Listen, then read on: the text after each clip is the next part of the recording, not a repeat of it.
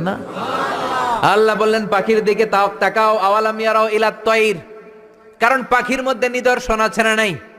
পাখি নিয়ে গবেষণা করলে পাখির রব আল্লাহরে খুঁজে পাওয়া যাবে, ঠিক কি না? এজন্য কোরআনের অনেক জায়গায় আল্লাহ পাখির কথা বললেন, ওয়া আরসালা আলাইহিম তায়রান আবাবিল, আবার কাবা ভাঙতে এলে পাঠাও আবাবিল, দাও খোদা দাও আমায় আবার উমার দারাজ দিল। সুবহানাল্লাহ বলেন। আবাবিল পাখি দিয়ে আল্লাহ আব্রাহারে শেষ করলেন, ঠিক কিনা?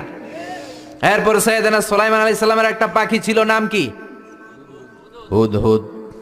ওয়া তাফাক্কাদাত তায়রা ফাকালা মালি লা আরাল হুদহুদ, পাখি কই? ওইটার জুমিং পাওয়ার এত বেশি ছিল পাখিটার চোখে, সাইয়েদনা সুলাইমানের সিংহাসনও চড়তো, পাখিটাও চড়তো, আর কত হাজার ফিট নিচে